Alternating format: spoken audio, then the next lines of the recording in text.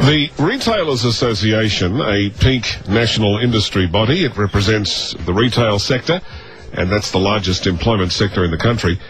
They're saying that this new school curriculum doesn't support the Rudd government education curriculum because it will undermine the education of Australian children by not having enough focus on the 3 Rs and preparing them for the workforce.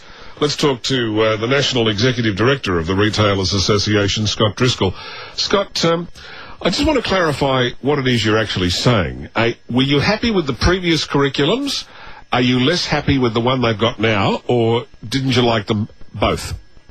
It is an interesting question, isn't it? I think what we need to accept primarily is that there's a lot to be done for education in this country, and certainly as a major industry, the retail sector wants to play a very proactive role in that. What I'm concerned with, and what my members are telling me they're concerned with on the information that's starting to come through from the federal government on what's their new proposed curriculum, is that it seems to drift away much more into social engineering concepts rather than really focusing on the 3 Rs, which is really what is going to make people most job ready.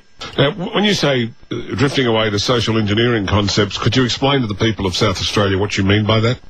Well, certainly what we're seeing in the promotion of this is that we've actually got the document itself quoting that it's going to be getting into, and just to take the science curriculum as an example, going to get into natural medicines, Chinese medicines, Aboriginal medicines, and the like. What we're seeing is seemingly a move to socially sex up a curriculum in sort of populist terms, rather than actually getting back to the basics. And I'm taking the lead a bit here also from the president of the Australian Education Union, who has also made the point today that indeed he feels that teachers certainly haven't been consulted extensively in the putting together of this curriculum. Well, who did they consult? Well, you'd have to ask the government that. I think that's probably a fairly pertinent question. Well, if teachers weren't consulted and they have to teach the curriculum, who was asked? Well, again, it's a situation that it does beg the question. I mean, we certainly, as a major employer in the country, have been left out in the cold.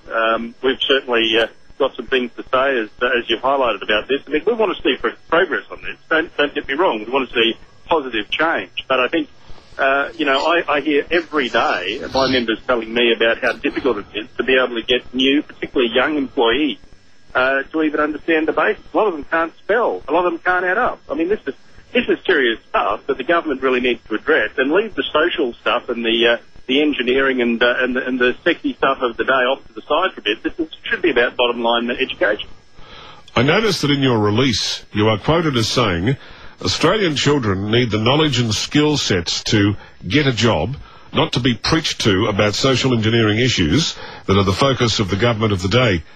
As a representative of a sector that values industry-relevant education, I can simply say to the Prime Minister that he's dreaming if he thinks this is the road to go down with education in Australia.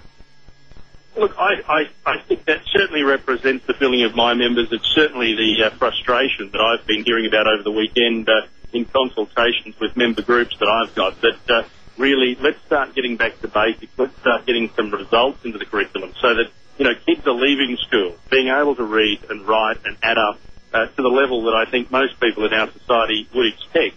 Let's not let people be drifting through the cracks as they are now. I just don't see that this type of propaganda-style education is necessarily going to provide that. And certainly, I think it's probably a broadly held view, but I certainly know, having read what the education unions feels about it, I know what my members feel about it. I just hope that in this consultation process, the government hasn't been too wed to moving away from the 3 Rs and maybe comes back to it with the rest of us.